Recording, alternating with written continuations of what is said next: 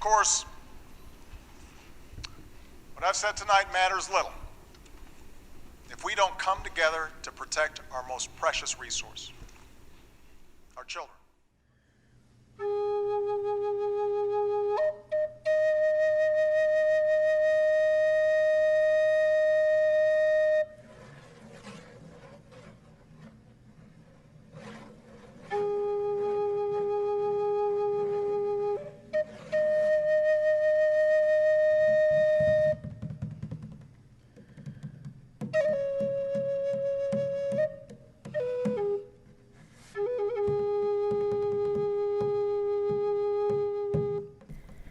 In the fall of 2012, an art installation project began in Chicago.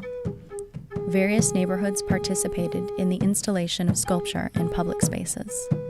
This film was inspired by the pro-social behavior of local artist Indira Johnson.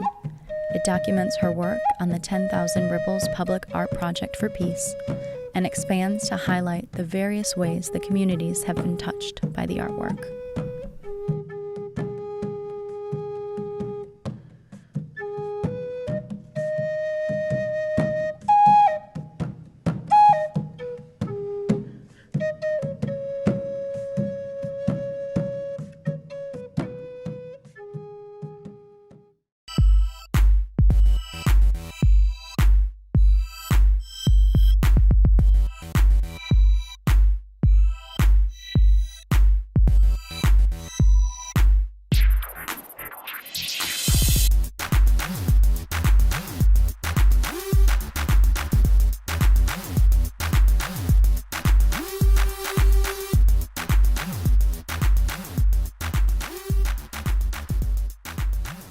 I made some smaller pieces that I had exhibited with a smaller Buddha head.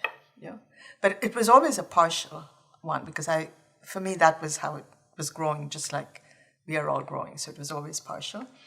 And from that, I decided to make a larger one, which is not the one of the 10,000 ripples, but an in-between one that's actually in there that you can see that size, which is made out of clay. And I made a mold and we cast, I think, 12 of them, which were then exhibited. There are so many Buddhas, obviously, in India and Afghanistan, and all through Southeast Asia, and they all have different faces. And I didn't know exactly what I was looking for, but I knew I'd know what it was once I saw it. And so in one of my art history books, I saw this picture of a Buddha, which I really liked. But I didn't like the hair. And so I've got the face of that Buddha, which actually came from Afghanistan. And then the hair, I looked from another Buddha, which is from India, where I wanted that the pattern of the hair. Well, it's the one where I took the face, has curly hair, has the hairs and curls, and it didn't have the effect that I wanted. And so then when I was doing the public art project, when I was looking for a name, that did look like ripples. And that's how the name 10,000 Ripples partly came from.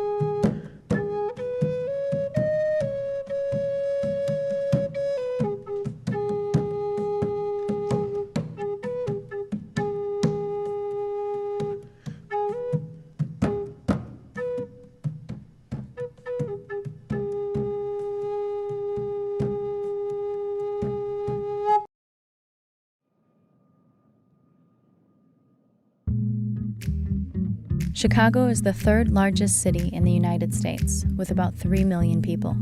It's located in Cook County, Illinois, and is home to a culturally diverse population.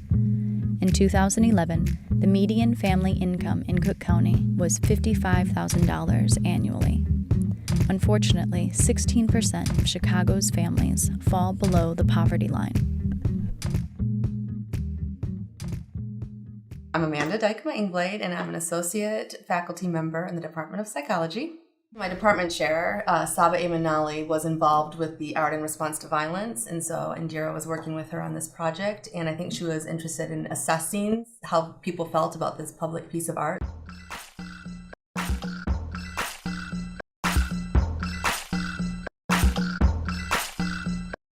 The Uptown neighborhood lies on Chicago's northeast side. It is comprised of a diverse cultural background, and there is no ethnic majority in this community. The income for Uptown households is between $27,000 to $35,000 a year. That's $20,000 less than the median income for the county. So, in order to do any kind of art project in the neighborhood, you have to be able to partner with really strong neighborhood organizations that already have a mission to interact with the community, that have different constituents that are part of that organization. And so we went to neighborhoods where we knew the organizations and what they were doing already. So Circus Team's mission is to unite youth from diverse backgrounds, that's economic, racial, and cultural, and help build self-esteem and confidence through the practice of circus arts.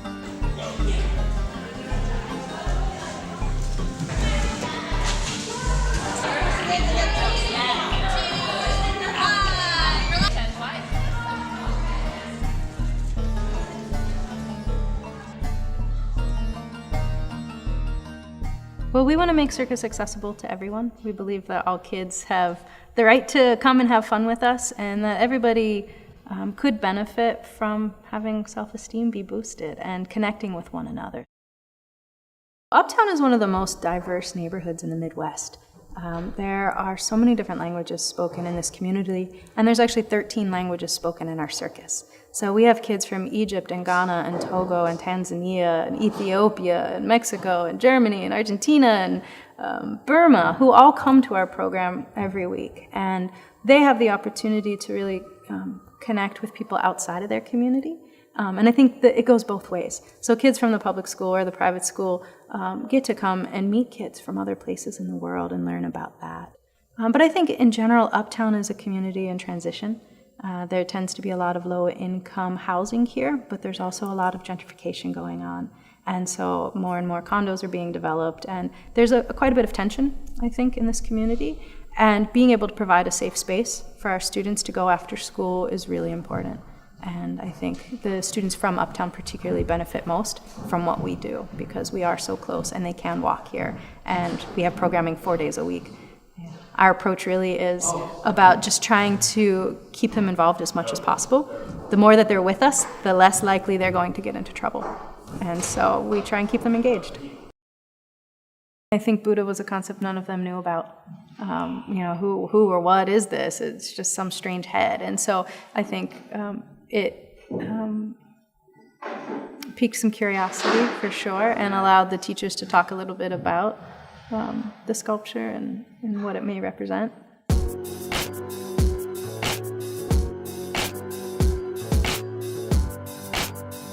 I grew up around Chicago, mainly the suburbs, but I've been familiar with Argyle and so far that my family's here. My grandma, and my mom came here from Vietnam. I saw one in front of the bank on Broadway, and it was within a more open space as opposed to this one, which is behind a storefront. It was a different environment, although it was the same Buddha. I think that one had two, this one is just one. Was there a difference between seeing them in an open space and behind closed glass? I think so, just because it's using a statue that it's almost a mold, that it almost like recalls plaster, that there's something like a motif about it, that it's like I've seen it before, or at least there is a familiarity, but I think it does change it within a context.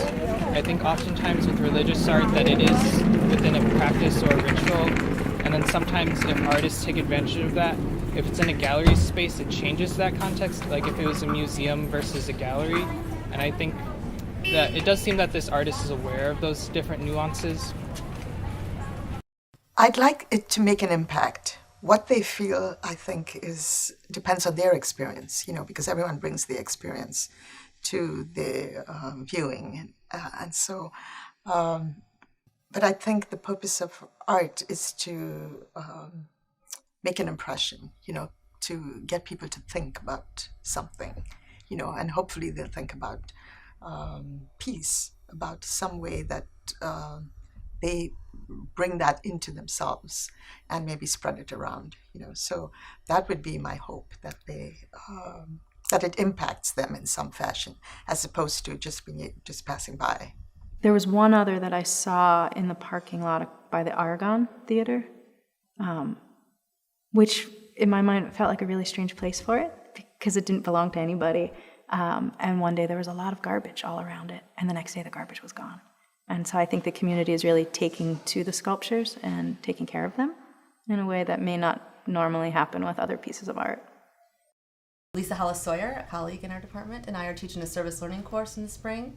So we were approached about possibly figuring out a way to see if this public art piece was evoking sort of the feelings that Indira thought. So we're not interested in sort of the philosophy behind the presenting the sculpture, but seeing if there's a difference before and after the sculpture is placed in a public place. I think, again, the community really can take ownership of something and feel pride, which is great for this community in particular. I think all communities really, but this one needs it.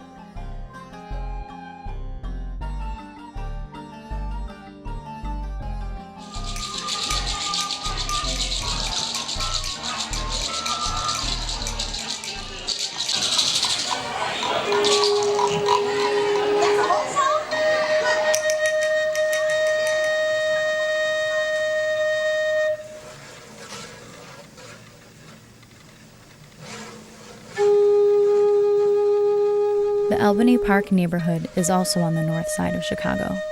It too has no ethnic majority, but has a large Hispanic population.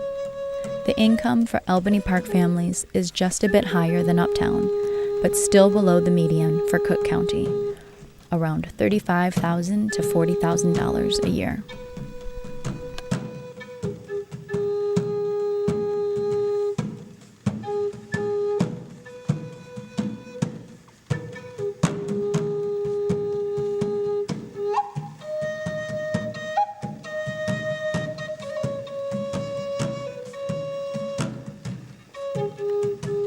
These Congo Nikisi nail figures were created by the North Park Elementary School children. Traditionally, these figures are used to bring people together who are in disagreement. These children's sculptures were created with a promise to be more peaceful. They sealed their promises as they pounded the final nails into their figures.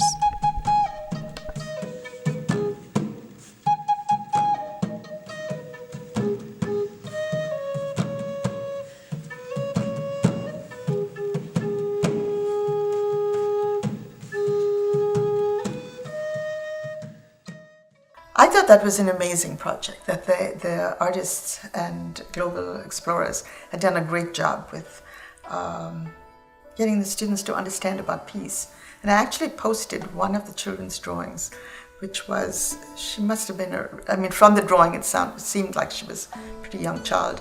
And she had a person with a big gun and it said, "No guns." But the gun was much bigger than the person. And I had posted it, I think my only post that I've done, because it was right after the horrible incident. It just seemed that, that sometimes the children know more than what we know. They are the ones who say, no, this is not right, and yet people are debating. And you hear all of this debate that's going on, and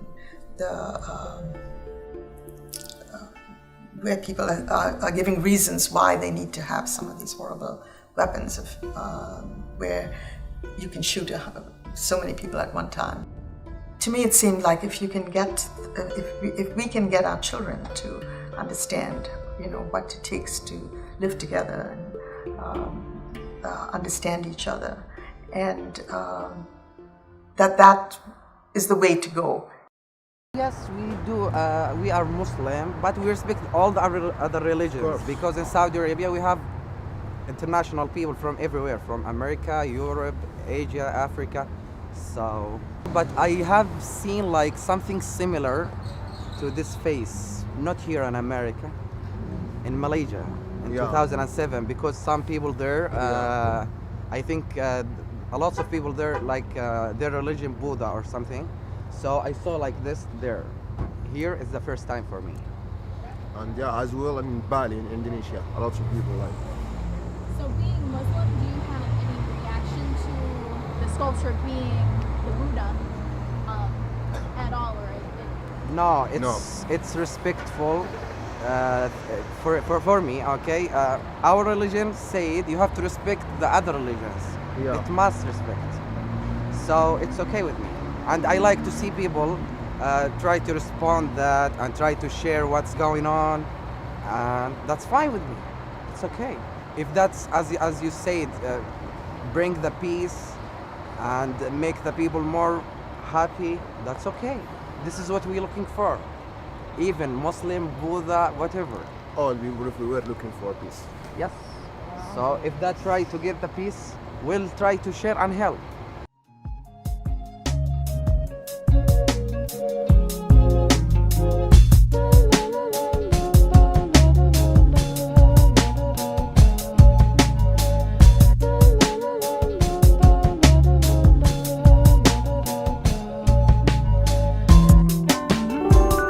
Historically, this part of town hasn't had much cultural activity or representation, and the arts are a great reflection of what's going on culturally in the neighborhood.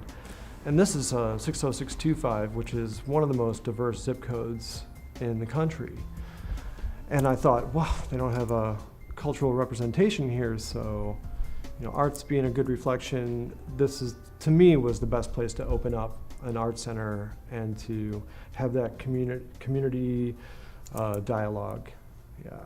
So Indira came to me and was like, I really like what's happening here, and she's like, I would like to, bring forth one of the Buddha heads.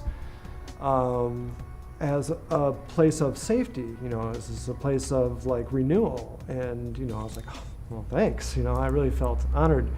And then started hearing from the community as they came in, saying, oh, I've seen those around, and there's one here and one there. And, they would ask me a little bit about it, and I would tell them about the 10,000 ripples and what Indira was trying to just, show and not, not necessarily speak about, but allow people to get some sense of what that was about. And one of the things I thought was really, that impacted me was a woman came in and said, I passed this one Buddha head, just past the subway, and where I walk, which is an empty lot. And because I see that every day, I feel safe walking by it. And it gives me comfort to see it halfway through the lot, not somebody standing there. Or, I feel when it's there, I feel safer. I don't know why. And that made me curious. And people who come by here, who say like, oh yeah, I really like to see that every day. I think that's a meaningful thing, to have that sense of, and like, how do you say it, lifting you up as you're like just traveling in your way. The South Chicago neighborhood is on Chicago's southeast side. This neighborhood is a majority African American population, surrounded by other African American communities. The annual household income is between $27,000 to $35,000. Well below the median for the county. The South Chicago neighborhood has the highest crime rates of all of the communities that participated in this project for the fall. Don't make the assumption that I can reach them all. I try to reach who I do with the richness of the reach, as opposed to the shotgun kind of like, hey, let's everybody do a workshop. I try to provide them with love and care and skills and belief. That's why it becomes so much more than just, I'm just teaching them art. It becomes the Maslow pyramid. I start at the bottom with basic needs, and if you don't have those basic needs met, you're not going to move up on that pyramid. So I give them food, I give them shelter, I give them protection, and then I move it up as far as they want to go. This community center, this art center rather, too, has been a haven for kids, a safe haven for them to come and participate in positive activities and, again, express themselves and meet with other kids from different areas, different lifestyles, and really participate in a positive activity. Show the kids that there's alternatives to some of the common things that they participate in right now. Unfortunately, gangs and drug activity. This is obviously a positive alternative. When I got involved with the art center through school, I used to do a lot of art in school, and teachers liked my art that I was talented. Then they heard about the art center, so I came the first week they opened, 2011. 2001, and I've been coming there ever since. Sometimes we do stuff for self-awareness, like we did the 343 guns for the kids that got killed or shot in the school system. There was 343 of them that got killed or shot in the school system, so we did a gun to represent taking a gun off of the street for each one of them. One of our kids, Trishan, who's actually in one of my first classes too, who's working for me over the summer, was with a young man up the street who'd gotten shot and killed. He got shot like 14 times. I mean, literally 14 times right next to her and another kid who were both, I've known since they were little itty bitty babies. And they held him while he died. And I was just like, I mean, all of the realities of the existence that the kids have to, they're so desensitized to. And that they're just like, that's just the way it is, you know? And they surrender to this quality of life that they don't need to surrender to, and they don't need to live. I was being taught in art therapy is that you don't want to make the viewer a victim.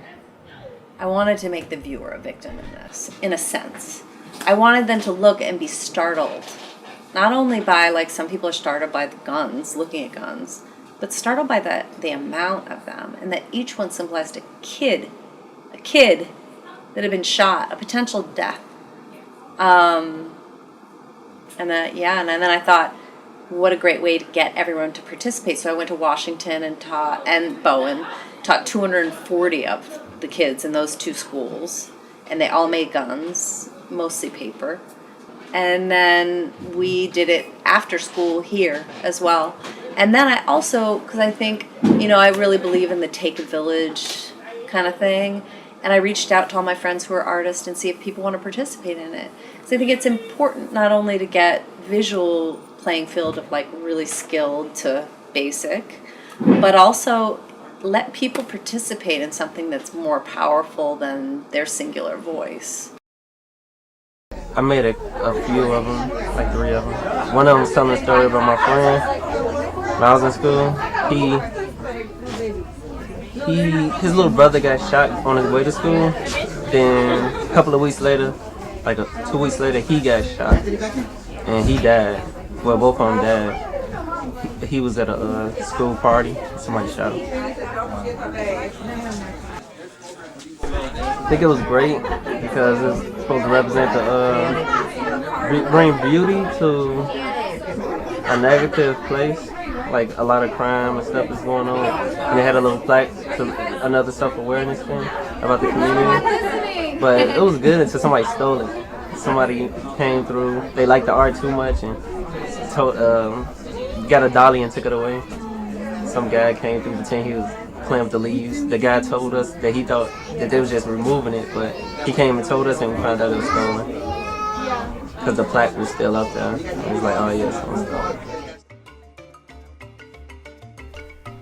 Sadly, community experience with crime is mirrored in Rogers Park. However, the aim to beautify the neighborhood through art is also reflected. Rogers Park is the farthest northern neighborhood in Chicago. It too is culturally diverse with no ethnic majority. The income is also well below the median county income at $27,000 to $35,000 a year per household. This neighborhood has the second highest crime rates of the fall installation neighborhoods. So, for example, in Rogers Park, Partners for Rogers Park was an organization that we knew, and I had done work with some of the members of Partners for Rogers Park, Family Matters, and housing opportunities for women. So, knowing some of the people in the organization, you knew that you had an into the community then, because as an artist, I'm still an outsider in all of these communities. So you need to have someone who is part of the community, who knows the community. It's a very diverse neighborhood. We have a lot of political dialogue, a lot of social dynamics going on. We have more than our share of tension. We have more than our share of crime. So it's an extremely vibrant neighborhood, and there are very few people that are just disengaged. So I hadn't thought of crime per se. I had thought more of the effect that someone would have looking at this peaceful image and a symbol of peace, and on an individual level, feeling more peaceful. I hoped that in the events that took place around the sculpture, what the communities did in response to having the sculpture there, that those events would generate cultural understanding, interaction, which would then lead to a more peaceful community. There's a concept of religious art and sacred art, as though the pieces of art in and of themselves have this inherent quality that they're sacred. The wrong people can't look at them. The wrong people can't say the wrong things about them. That it's as though the images and the pieces of art have a soul and an essence to themselves. But there's another way of looking at that. Personally, I think that any image, any piece of art is sort of neutral. It's like that unknowable smile of the Mona Lisa. Is she smiling? Is she playing games? What's going on? Well, the Mona Lisa is the Mona Lisa is the Mona Lisa. And what people bring to it and project upon pieces of sacred art, hopefully is respectful.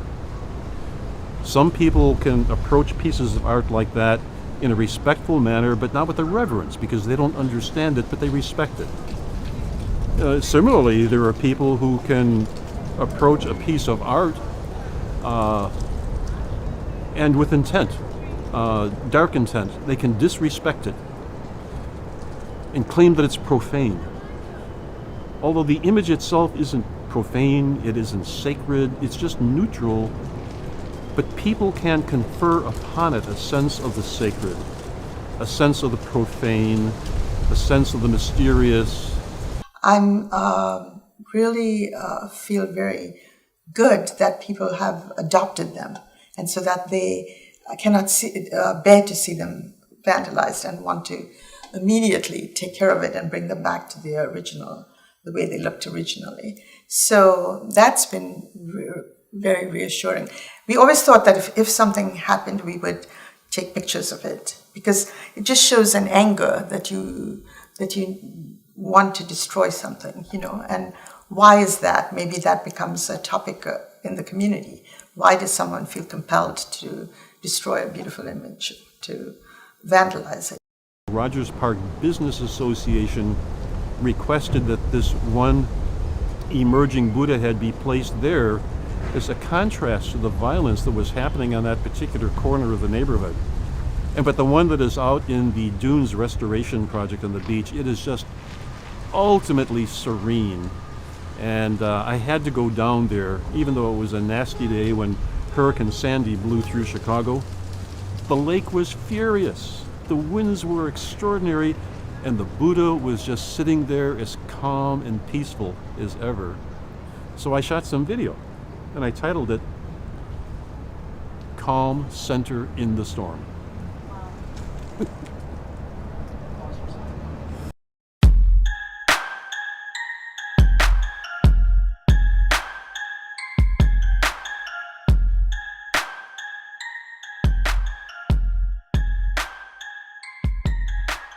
To evaluate the impact of the fall installations and events on these neighborhoods, a preliminary analysis was run using a matched pairs pre-test, post-test design. The sculpture and non-sculpture neighborhoods were matched based on total crime for December of 2011. I didn't think that automatically that the crime rate would go down. And, that had not been in my vision. If it does, that's a wonderful blessing, I would say, the wonderful outcome. But that had not been in my planning or my thought process when I was thinking of it. Crime incidences were examined for the last 28 days of 2011 and 2012. Preliminary results indicated an overall decrease in crime for all neighborhoods. However, the sculpture neighborhoods demonstrated a statistically significant decrease in total crime for week 52, with a p-value less than 0.01, and a significant decrease in total crime for the month, the p-value of less than 0.02. The non-sculpture districts did not have a significant decrease in either category. The preliminary results are quite astounding, to have a significant decrease in total crime in the sculpture neighborhoods while the non-sculpture neighborhoods did not. This demonstrates, using a quantifiable measure, the social impact these art installations have on these communities. As the project moves forward through the spring installations, further data needs to be examined in order to understand the full impact this peace project has on the people in these neighborhoods.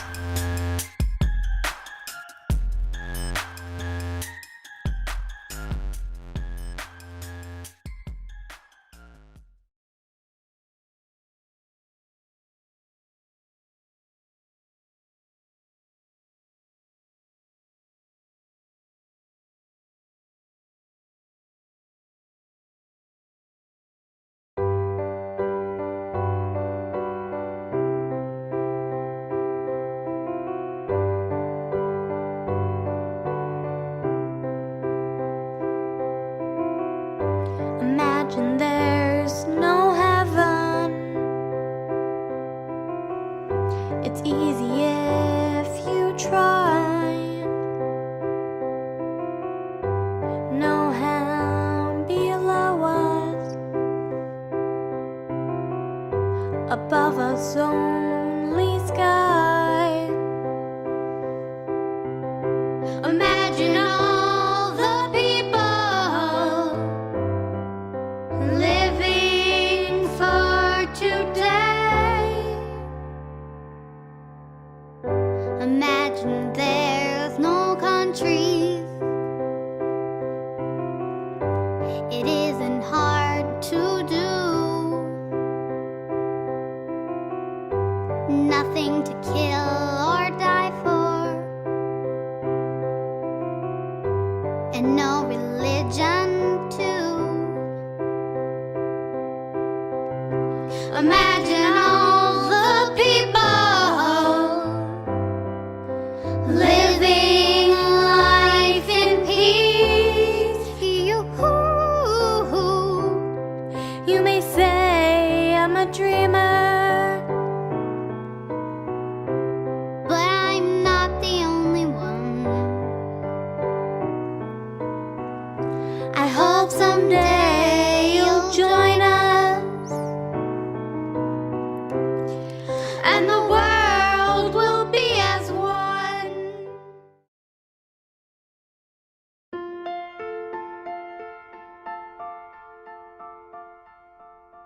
Winter can bring about many challenges in Chicago. There was a planned break for installations to account for weather. However, the project faced obstacles beyond the snow, from a change in project manager to budget and time constraints. Communities had to take on extra sculptures to compensate for a neighborhood withdrawal. And as spring came, the lull of the winter's rest meant a slow start for new community events and installations. Even the sculptures themselves suffered from vandalism and graffiti to worship decoration and even destruction. On top of it all, the tragedy in the city just after the inauguration weighed heavily on everyone as the nation was refocused on the violence in Chicago. It seems that peace always encounters a struggle, even with the intentions of good people.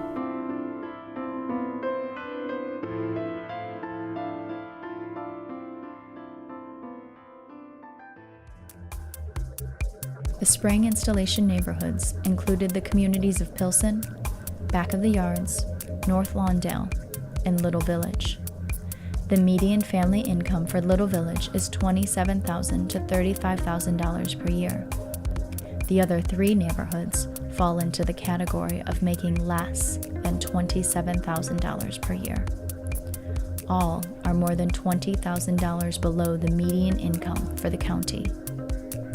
Pilsen, Back of the Yards, and Little Village are majority Hispanic neighborhoods, while North Lawndale has a mixed population of African American and Hispanic people. All of the spring installation neighborhoods deal with high levels of crime.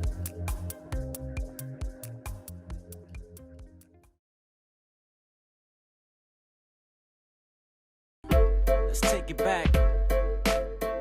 Righteous. Picture a perfect picture. Would it be like a The mixture project of persevered slowly as cold weather intruded on spring installs. New communities received sculptures and started to hold events, though they were not always noticed as they were in the fall. Get to the center. Hey man, I remember when I was younger, I had to go up in there. Good place. Back then there was a youth center for trying to keep kids out to school, but somebody outbeat that and left everybody on the streets, which is what we do now. I used to go there, what was that? 20 years ago. Yeah, it's been around a while. I used to go there as a kid. I'd never seen the Buddha there. Till right now, till you told me about it. Till right now, yeah. Because before they used to have a little, it was like a little tent with like Aztec designs around it. Oh, that's right. Remember? It was. I tried keeping the scorpion out. That's new. I never saw that. Have you seen the other ones in this one though? Oh. You just didn't. I didn't even know this one. You know, I didn't even know they were putting like those type of sculptures as a whole. I know they had a march last Saturday. They had a peace walk right here on 18th Street because they just killed a few guys. So they had a. We killed a few guys. Yeah, they had a few walks. And, people just marching around with signs and stuff like that for peace.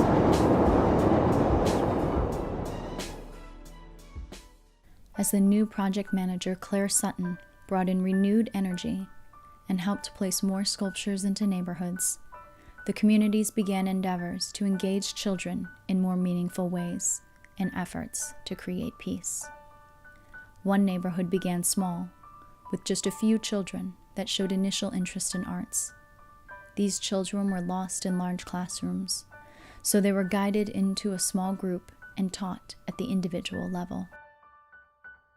This school, when we asked the kids what kind of art they did with their art teacher, pretty much they said that their art teacher might put some music on and give them a pencil and paper, and that was the extent of what their art experience was. So we tried to introduce them to more materials and really try to teach them techniques and how to use the materials, how to get the most out of them, and how to hold their paintbrushes to get a good effect.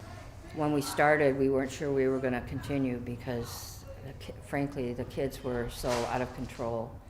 I was supposed to train new people who we're an all-volunteer organization, and I was supposed to train new people who were considering being teachers, but we couldn't keep them because it was so bad. I can't begin to tell you what it was like, and I've taught a lot of places. So we want to team up art making, learning social justice issues. We have very modest rules. Listen when others speak. We don't even say when the teacher speaks, just when each other. And we really listen to the children when they speak. And when the numbers are smaller, you'd be surprised what children are interested in talking about, real stuff. And some of the children, since things got smaller, have really divulged a lot of very important personal things that they needed to talk about, but their classrooms are too big for them to talk about those things. It kind of all came to a head, and sort of the head honcho of Family Focus came around. At the same time as I met with him, I also met with the principal and I met with the art teacher at the school and talked about him handpicking some people who were really interested in art and having their parents sign permission forms and making sure that they weren't the kids who were with all the behavioral issues and all this kind of thing. We ended up just focusing on a theme, the peace and recycling. All of our programming is part art making, part discussion. So we've spent the whole year after school talking to the children about peace and about recycling. So we've talked in a great deal of depth of what that would mean and what would it mean to have peace, and not just that peace is the opposite of nonviolence, and that's why we ended up with this type of peace mural, that it isn't focused on the opposite of violence. It's focused on what would true peace mean? What is peace really? What's a peaceful feeling? You know, in the beginning of the year, I would have said that our peace mural would have been with different images, but by the end of the year, the true feeling of peace ended up being something that really, you know, you look at it and you do get a peaceful feeling. You don't just end up with a lot of, you know, peace symbols and trite stuff, you know. As spring began to blossom, the strength of the project grew once again. Fall installation neighborhoods found ways to hold more events and to reach out to new members of the community to touch their hearts with the beauty of the project. Unused spaces. I mean, you think, look at this, we wanted to put a Buddha head here to help people think, oh my goodness, what is this empty lot doing here in our community? Why is it empty? How does it make you feel when you see this big empty lot filled with weeds and litter?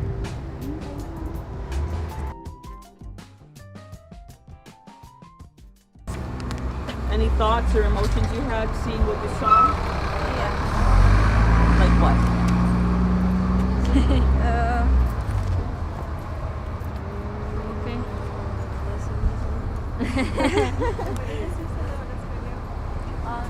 Me gusta todo.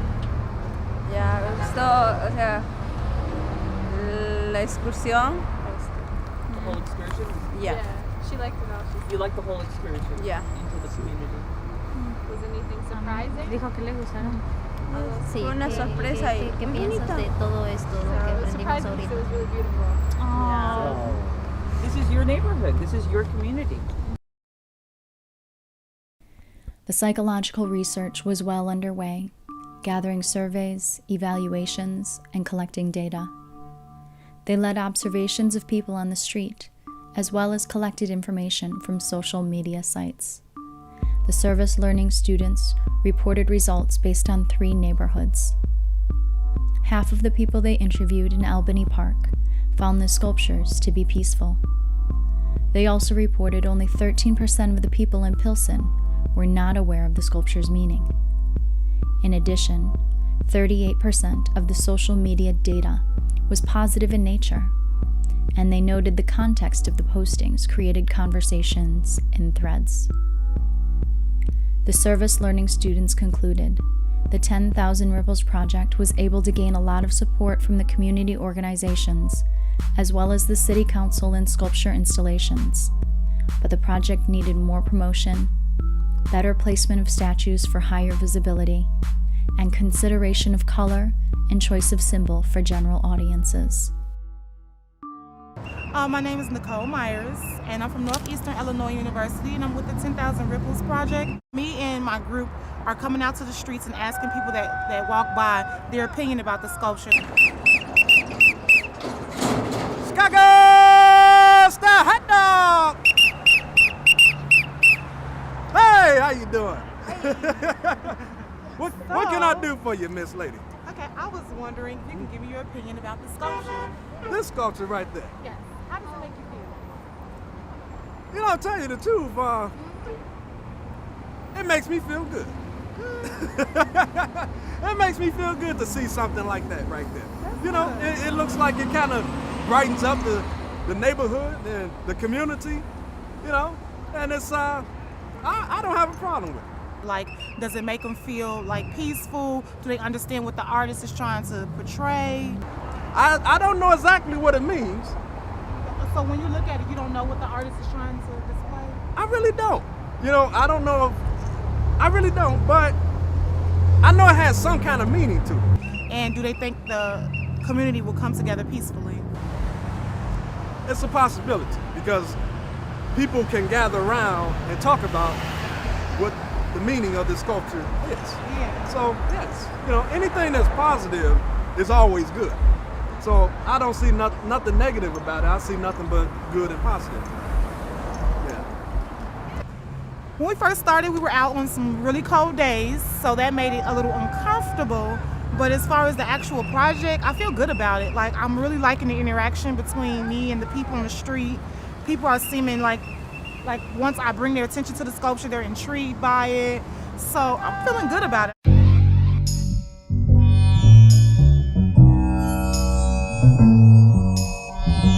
So it was interesting to see the range of responses, and for the most part, they were welcomed, they were hugged, they were meditated upon, they were protected. There were a couple of cases where they were graffitied, and invariably the local residents were very upset with it and automatically either cleaned it themselves or let us know so that we could clean it up. There were a couple of them that were actually destroyed, and that was, an opportunity to see the violence in that community and figure out how to respond to it.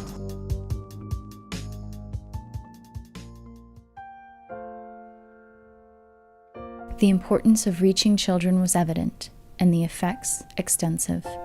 As one neighborhood focused on a small group of children, another tried to impact multiple classrooms, engaging students with the sculptures, the concept of peace, and reflecting on art rippling through their lives.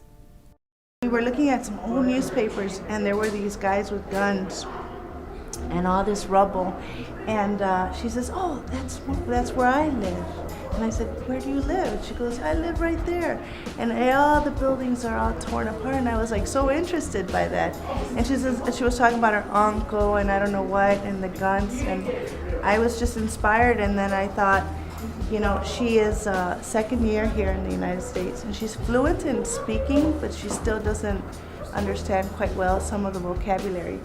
And we were talking about pictures, we were talking about Malala, bringing up images in the internet, seeing her country, on the map. And just her way of thinking. And she was telling me today about these bullets. She's like, she knows all about how they operate in guns, and you load them up. She's like, they go really fast. And I thought that was really interesting. So then when we were playing around with the image, I said, what about the bun? This is part. She said she loved it.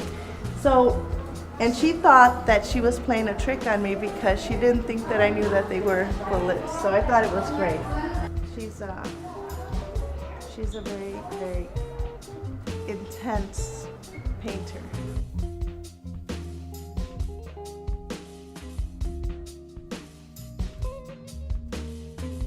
Every year we lose a student and or a parent or something like that.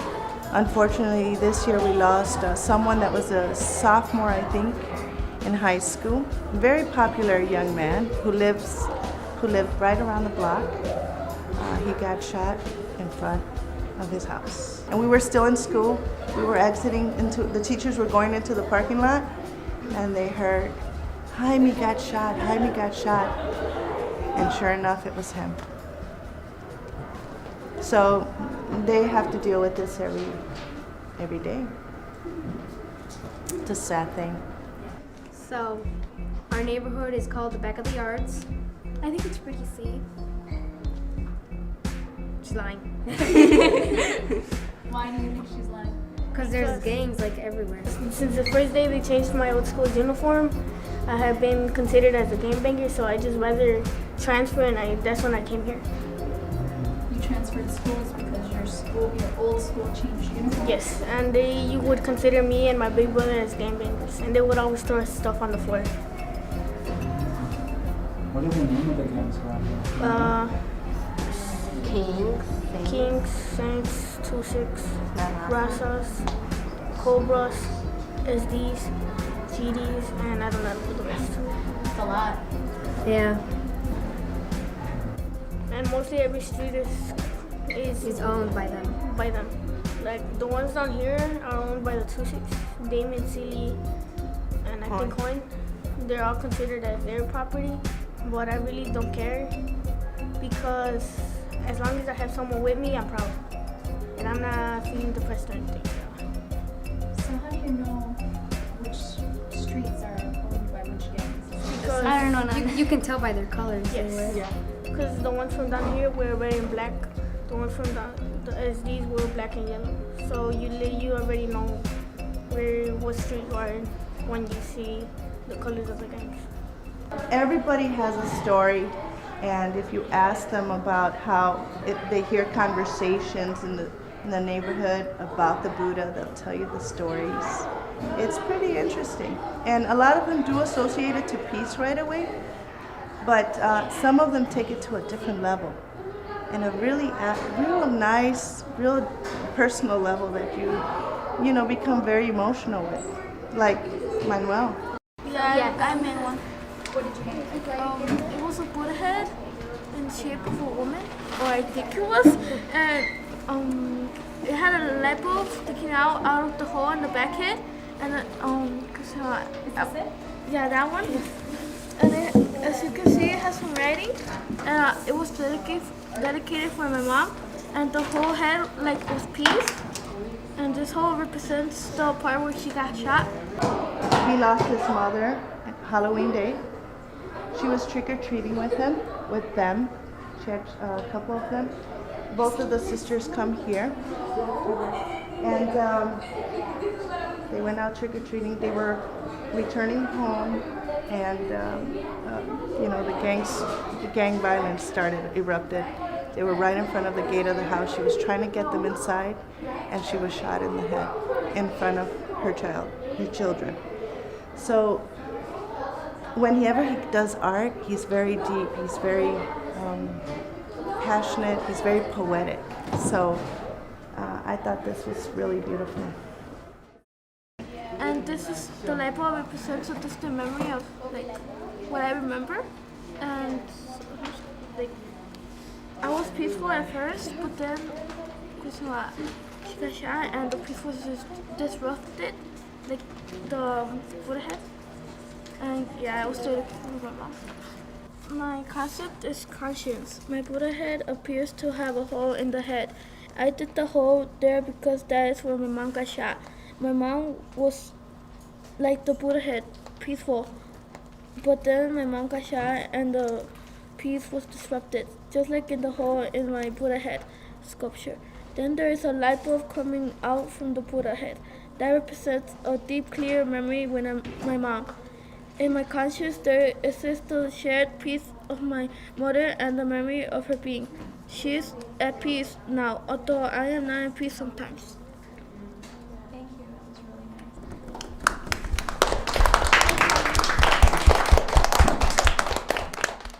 nice. When I was around the Buddha head, it felt safe, and when I was away from it, it felt unsafe.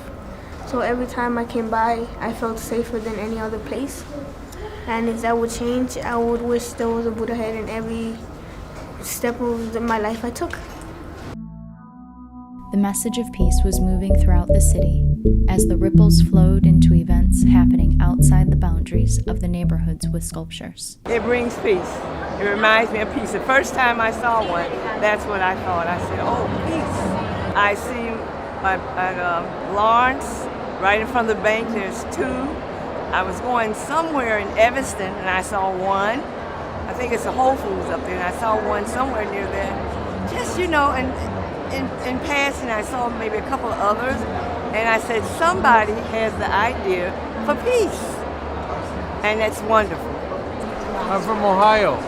I was just visiting friends, and I read in a little paper that this is going on, so I came. I think they're very beautiful, very creative. Yeah, I think we need a lot more interaction. Things are not the way, you know, in this country, the way they should be, you know.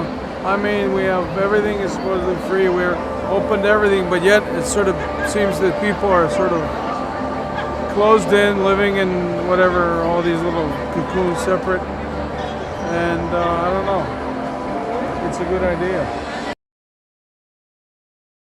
Even though it was just outside of the city border, Evanston, the suburb where Johnson's art studio is located, became a stronghold for fostering the message of peace and became a focal point for promoting the project.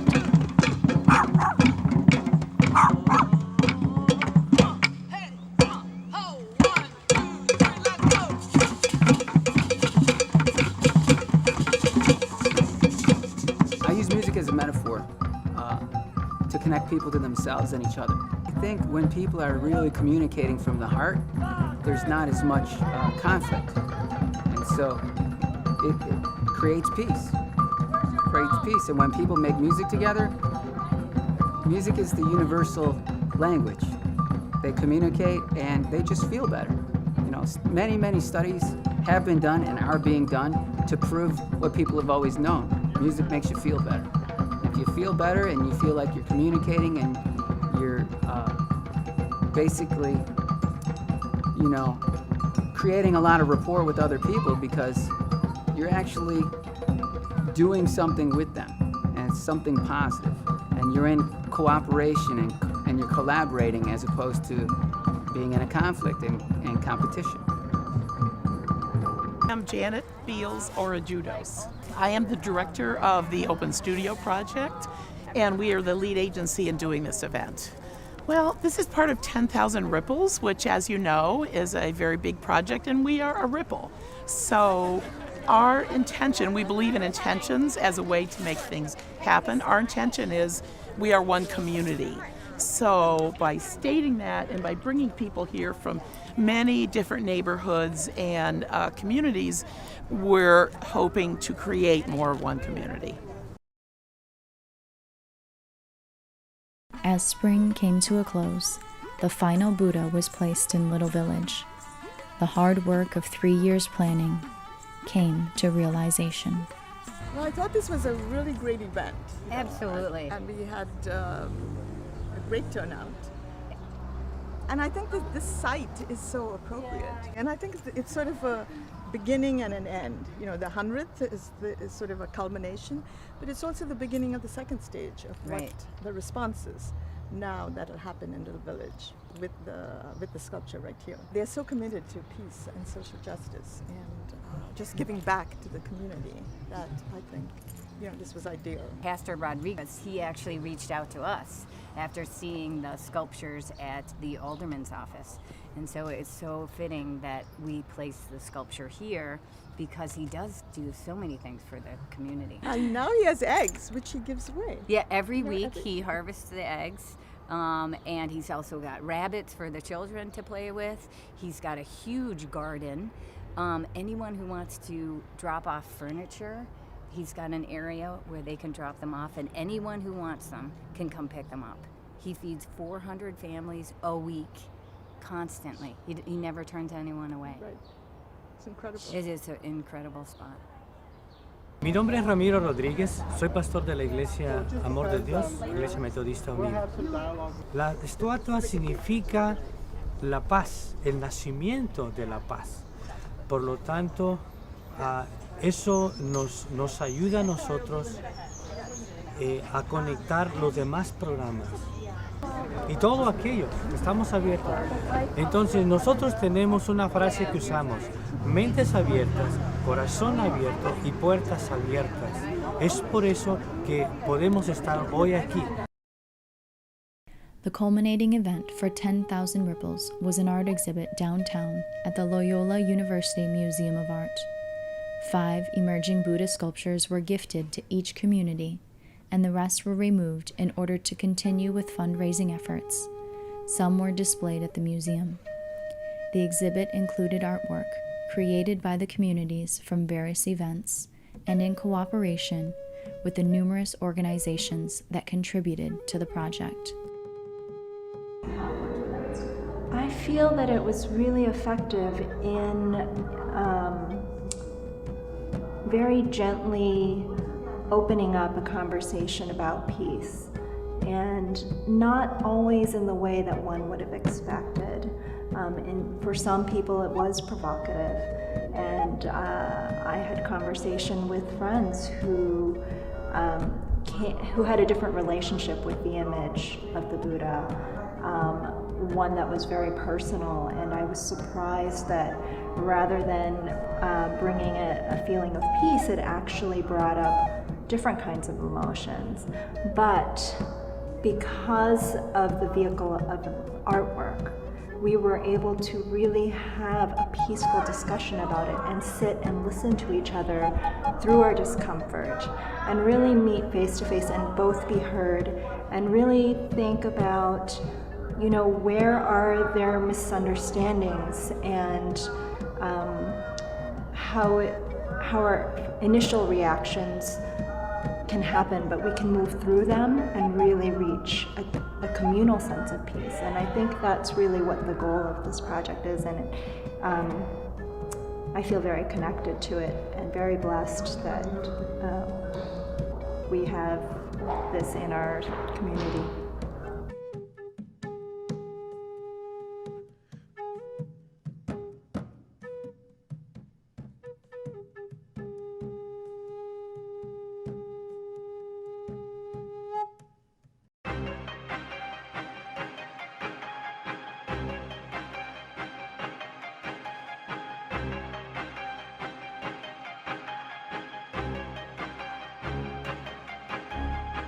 In order to evaluate the effects of the Peace Project on these neighborhoods, this study used a matched pairs, two-way, repeated measures ANCOVA.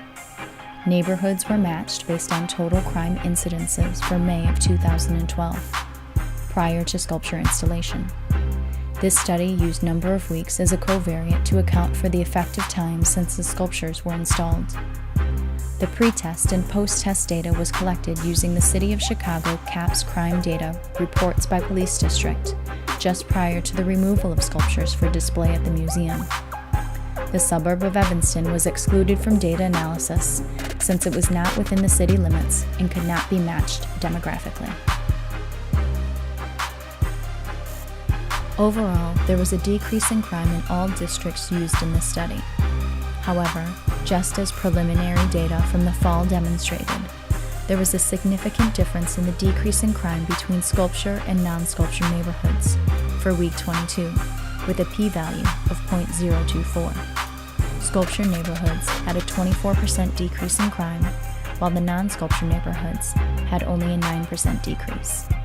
Though not significant, the same pattern is seen in crime incidences for the month, with a 22% decrease in crime compared to a 16% decrease, and for the year, with a 15% decrease in crime compared to 10%. Overall, the interviews shown in this film illustrate the connection that individuals from these neighborhoods felt from viewing the sculptures and their experiences with the art-based events within their communities.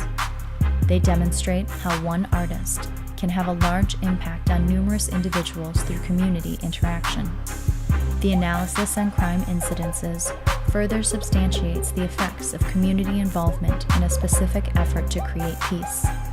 The data suggests a sociocultural impact on crime in these neighborhoods that is more robust than the neighborhoods that did not participate in the 10,000 Ripples project. There are, however, limitations with this research. The crime data collected was restricted to public record crime reports and by date of access. There were also numerous stories and events that could not be included in this film. Furthermore, it became apparent in the interview process that the number of events by the communities was dependent on the capability of the neighborhood to obtain a volunteer to coordinate a project of this magnitude.